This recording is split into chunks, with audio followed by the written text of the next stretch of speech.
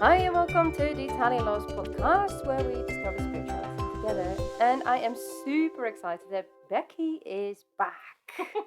Hi. Hi. She's back. She's back. And this time Becky is gonna teach us and tell us all about sound healing, which you just started only a few months ago.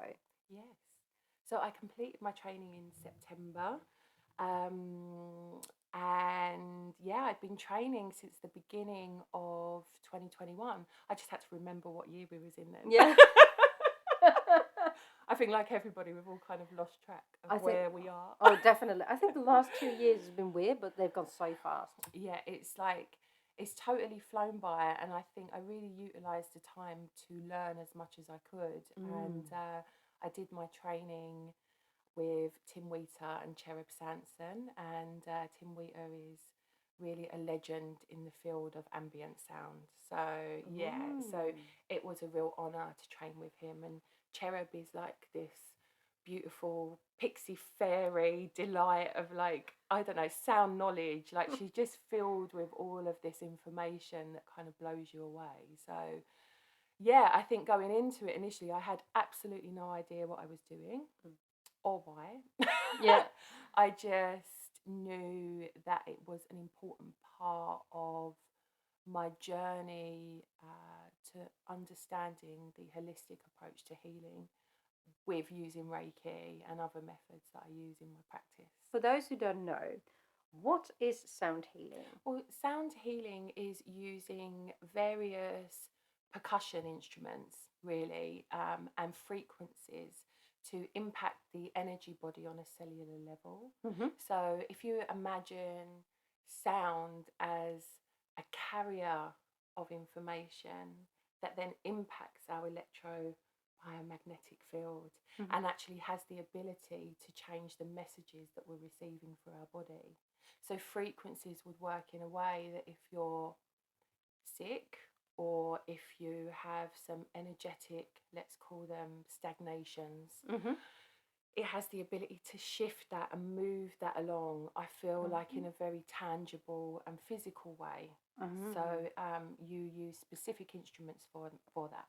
Right. So from what I understand, you can use frequencies, but I love, for example, sound bowls. Yes. And like you said, drums as well. So it's all those tools could be used for sound healing. Is that right? Yes. So the first thing I should say about sound healing is actually our main tool is our voice.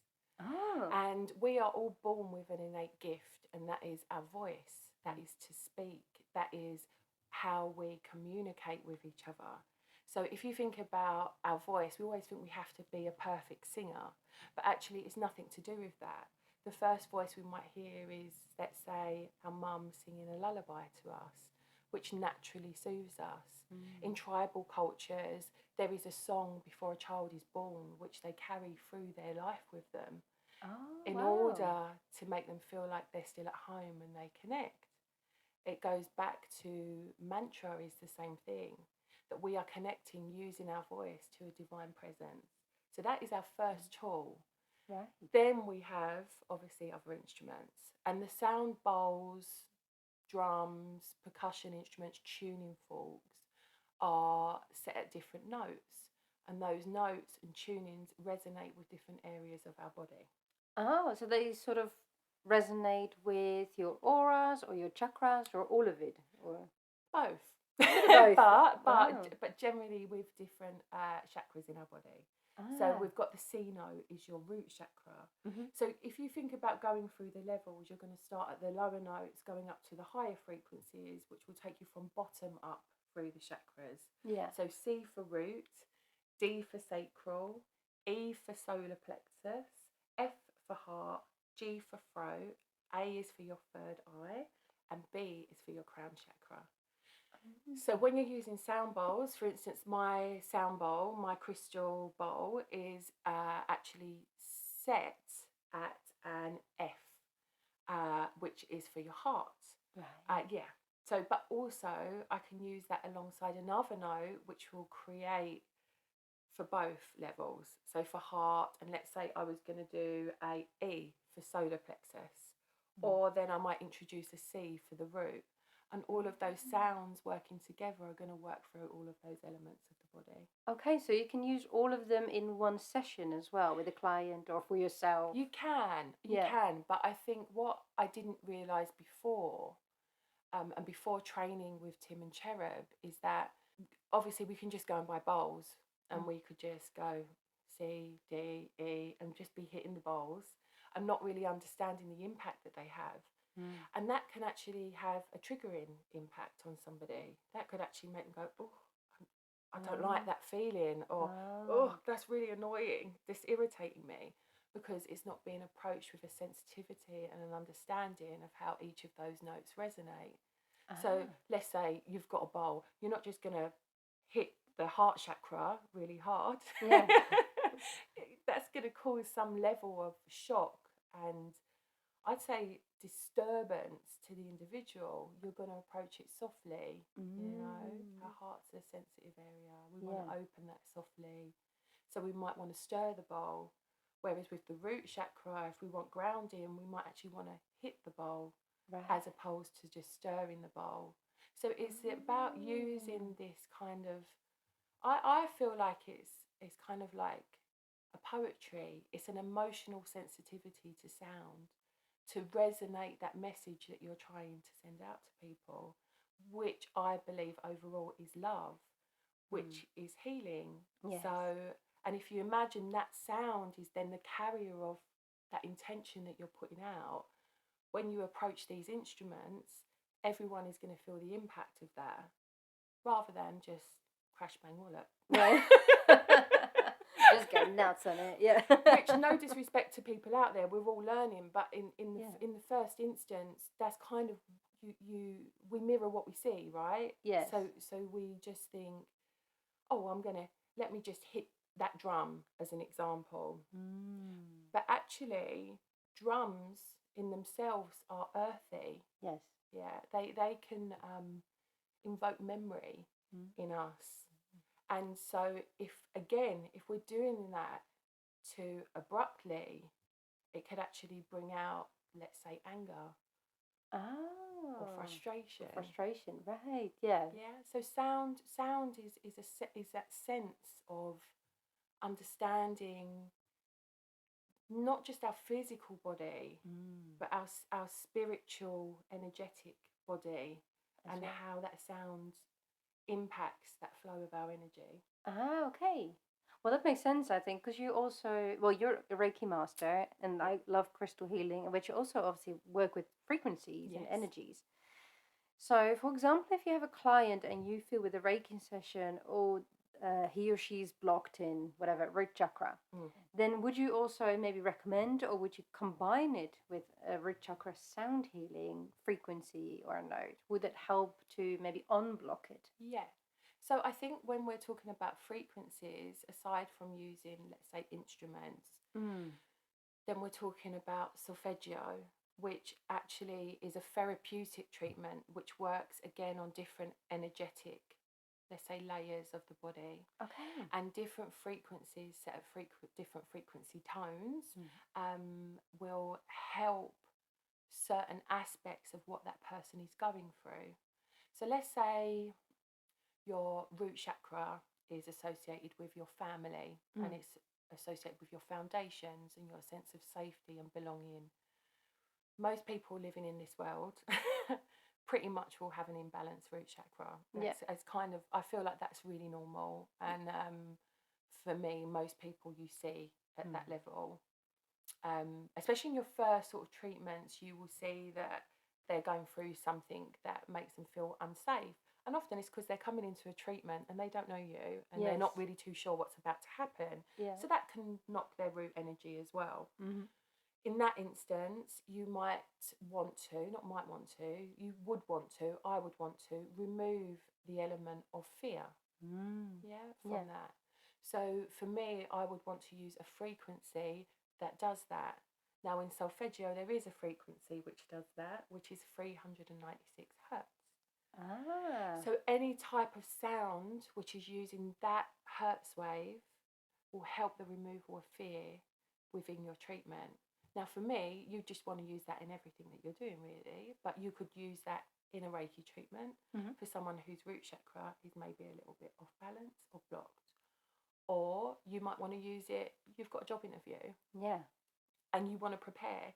And so you would just maybe listen to those frequencies in preparation for you about to do a job interview. So if you even with your meditation, if you want to have like a root chakra meditation, you can put that frequency on, and that would help.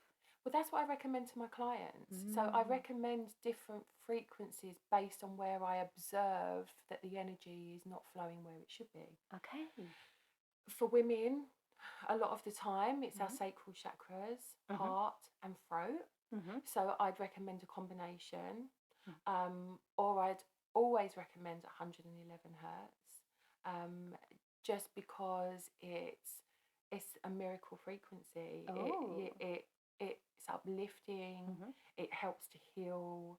It can calm us. It removes stresses, anxieties within the body. Okay. So I mean, and this is also like, this is not kind of woo-woo. This is scientific, you know. Sound has been used since the beginning of time. You know, if you look at sound, even if you want to look at it firstly in a non-religious context, let's look at it from a science perspective. Let's look at the Big Bang. Yes. Bang is a sound. Yes. Sound was here, you know, sound and light. So when I look at it, I'm like, okay, Reiki is light. We're looking at this divine, beautiful intelligence we're connecting to light frequency. Then we bring sound into that, and then the movement through the body, and you've got this holy trinity of sensation and energy that's actually a tangible thing to feel and for the person to experience. So I feel like frequency has always been used. Just maybe we didn't have to explain it like we do now. Yes. I think also if you think about, well, if I think about ancient tribes or communities, they had a lot of music. They had all their rituals they were doing with sound, and every sort of sound or every sort of song, if you will, stand for something else. But often it was also linked to the earth or planet Earth or Mother Earth, however you want to call her. But I think especially in the West, we've lost the touch with that aspect. Well, in a sense, our ear is no longer to the earth, whereas indigenous tribes are. Yeah. That's intrinsic in their nature. It is intrinsic in our nature. It's just it's been taken away from us over, you know, we could say culture and society and programming and patriarchy and all of those things have actually taken us further away from ourselves, which is nature. Yes. So, you know, the earth has its own frequency, which indigenous people have always been able to connect to with their voice. Yeah. With just one instrument that's been made of something from the earth that resonates that sound. Yes. And I think now more than ever, we have to try to get back to that, because that's where we find our own ability to heal. Using our voice. You know, it sounds like, for me, when I first learnt this, and I thought, like, our voice, like, what do you mean? Like, it sounds so simplistic. But then think about us as women, and our fear to speak. Yes, or a lot of people, right? They speak on the keyboard, but they don't speak in real life. Exactly. Because the throat chakra is blocked. It's, you know. And also we're taught perfectionism. So we're taught that don't sing unless it's perfect.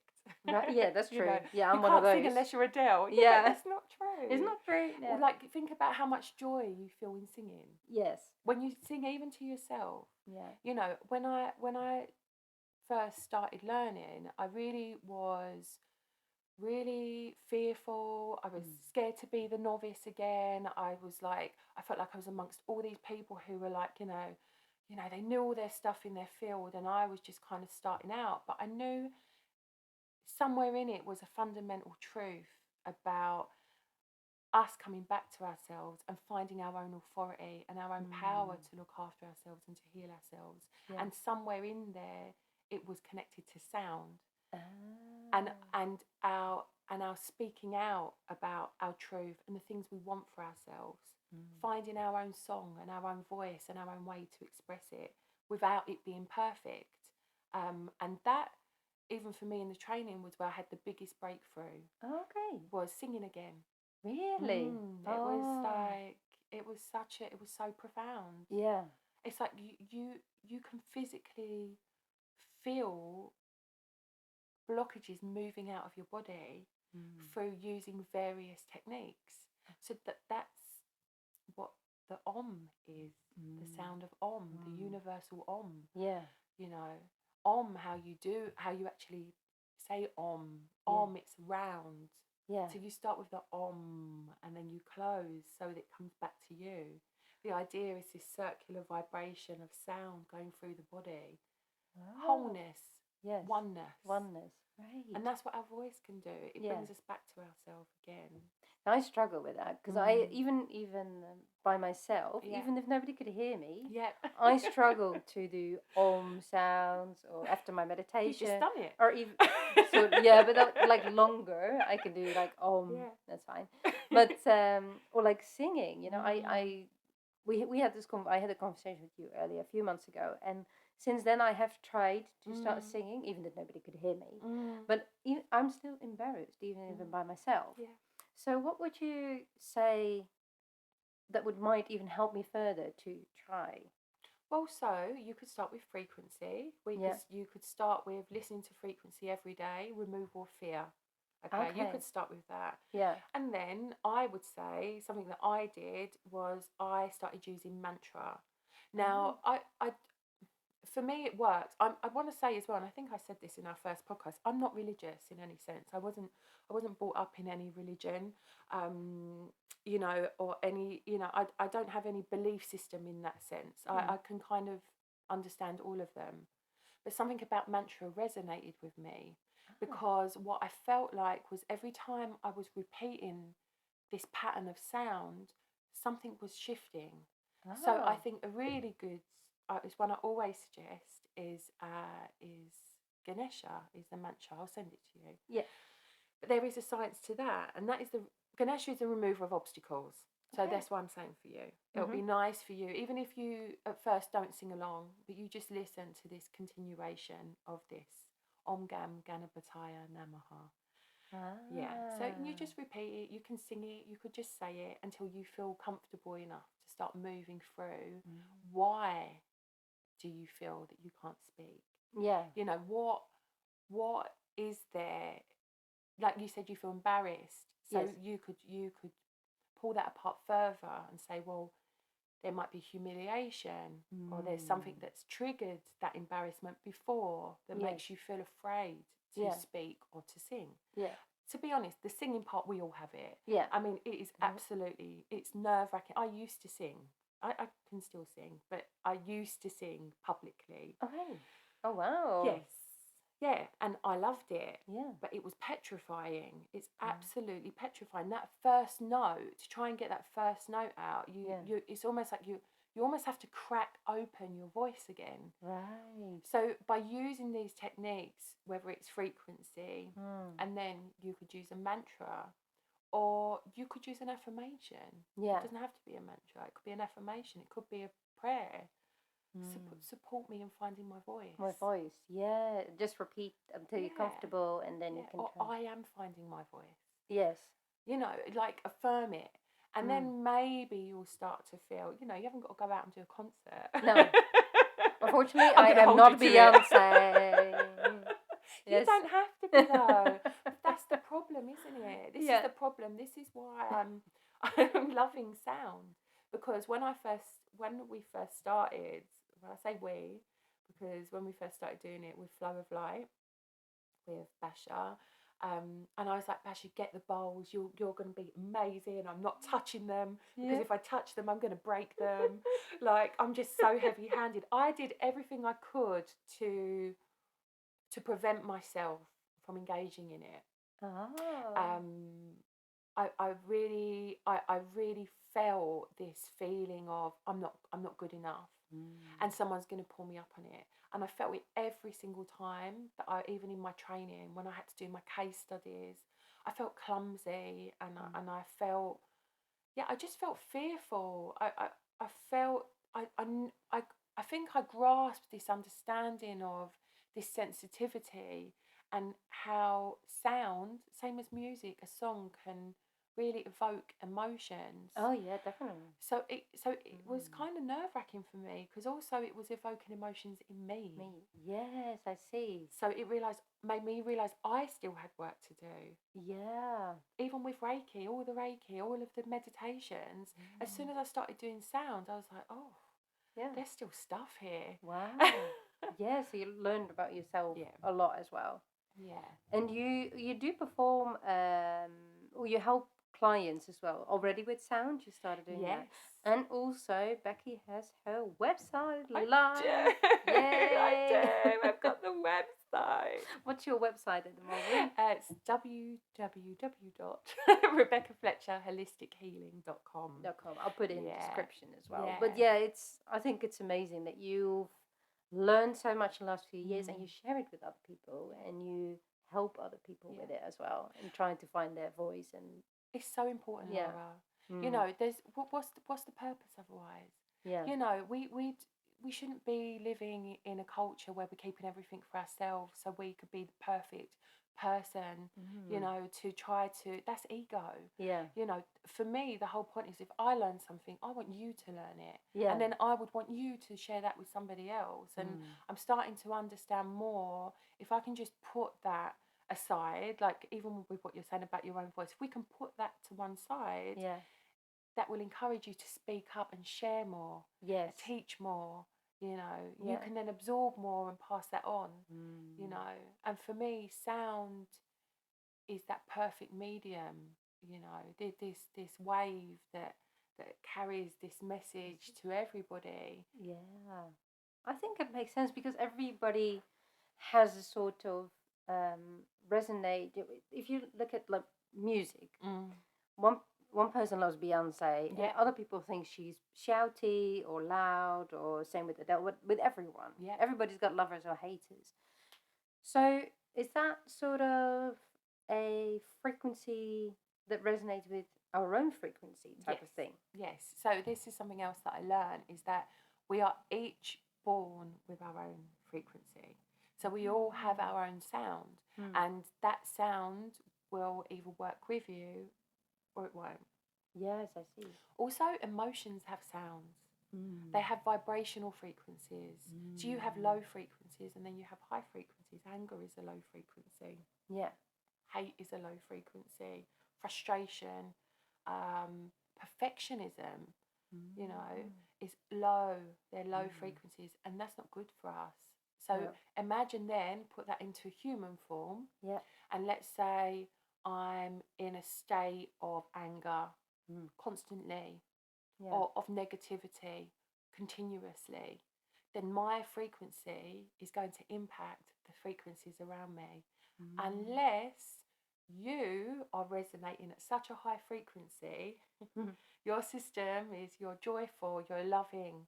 I don't want to make this about like toxic positivity either. No. What I want to say is that you don't live in that frequency. You might feel anger sometimes, but your overall vibration is that of joy. Yes. You know, or that of happiness, or that of love. So you can easily come out of that frequency. You don't live within it. No.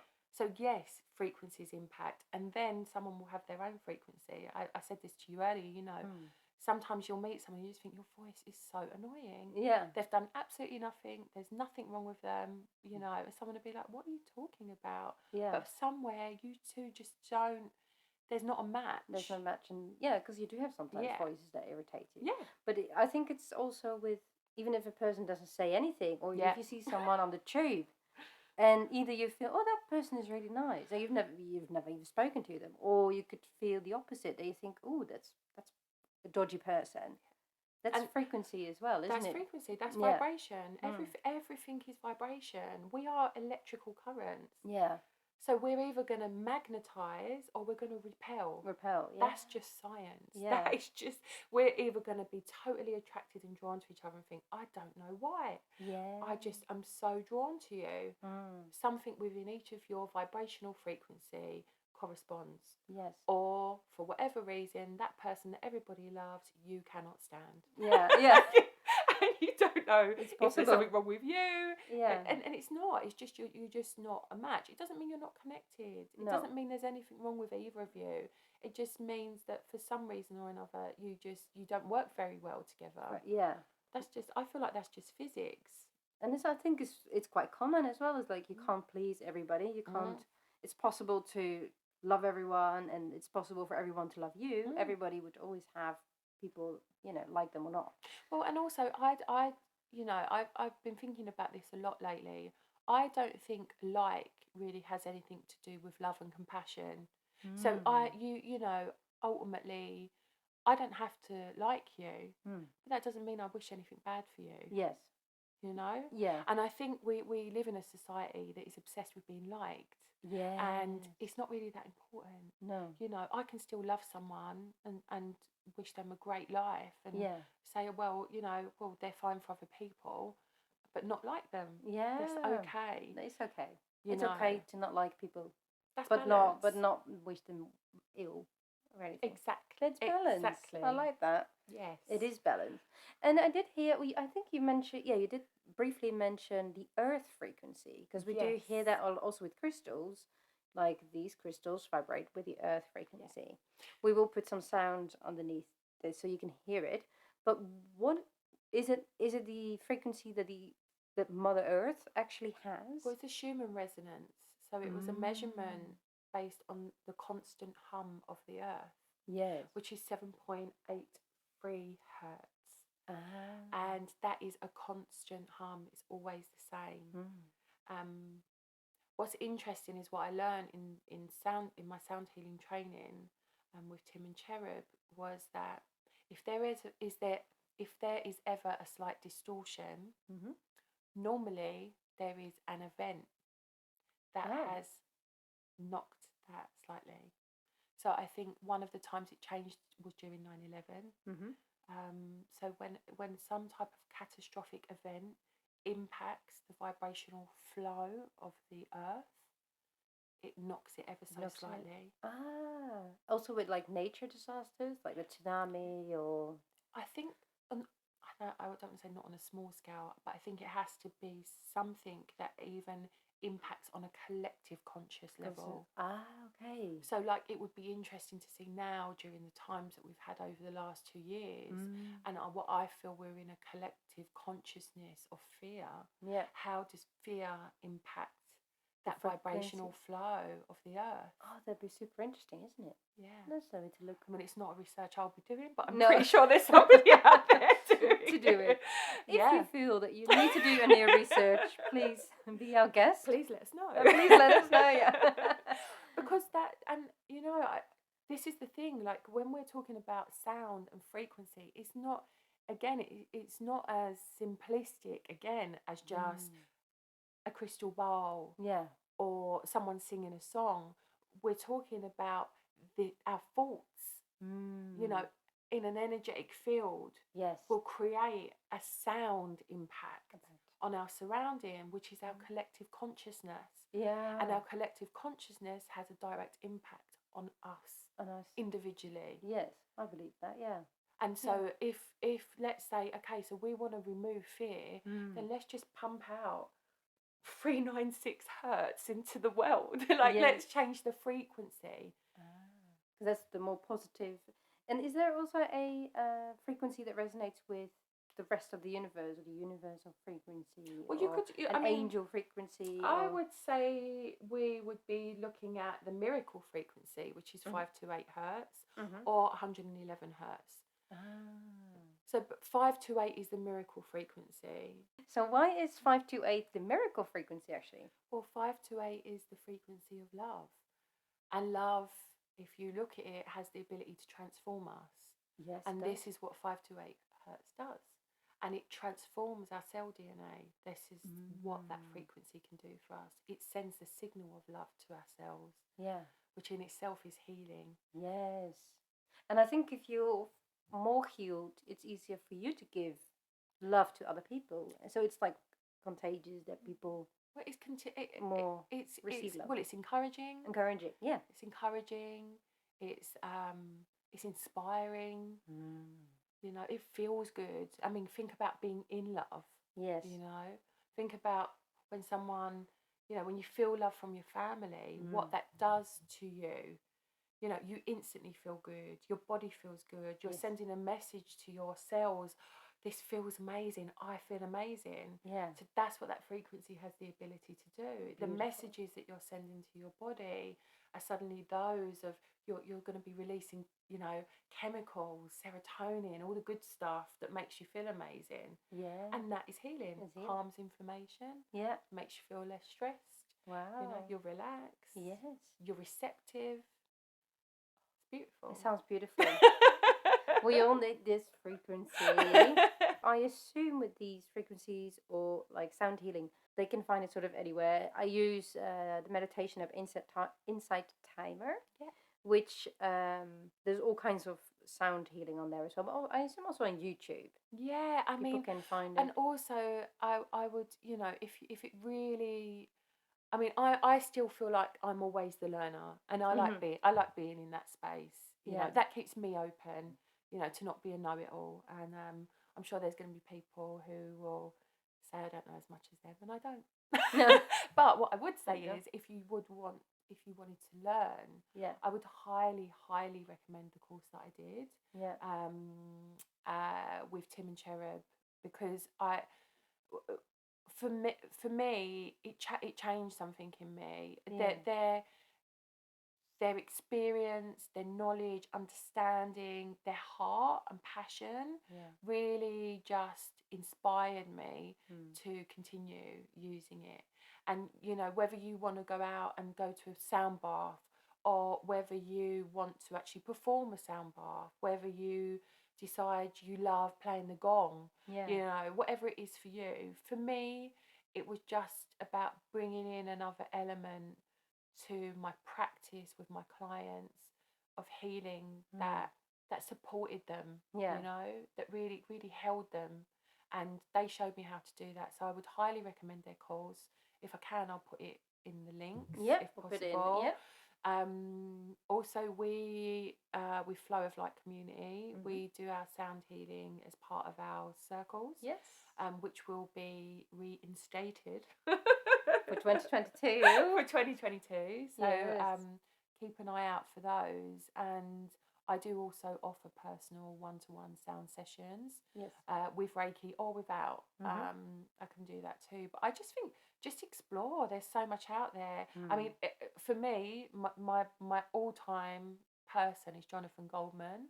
And if you really want to start using frequency for change, I'd highly recommend the I Am Moses Code of his, which is changed my life. Beautiful. Yeah. And you can just put it on your headphones. And go on with your daily life, really. It's amazing. It's amazing for train journeys. Wow. Yeah, amazing for train. Yeah, especially with all that noise. Oh, it's nice to turn that off. 100%. Yeah. Wow, Becky, we can talk about this for probably another hour. Yeah. You know, I can talk.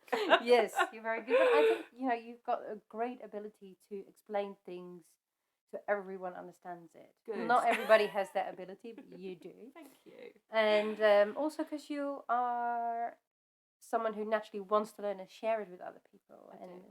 And we can all hear it. Like, you love helping people, but you love learning, and you combine that, and we all love you. I love you too. And I just want to say, like, I'm just trying to encourage us all to raise our vibration, so that we can live in a better world. 100%. And call that, like, you know, a really huge dream, but I do believe it's possible. So I think so. I'll keep seeing the good. Yes, definitely. And again, for the Flow of Light that you do with Basha, and she's amazing as well. Yes. She knows that. We will do some more beautiful circles with you guys. I'm so excited. I love them. Yeah, I'm so excited for that, and I'm really looking forward to starting them again. Yes. Yeah, this year. Yeah. I look forward for you guys starting them again. Yeah.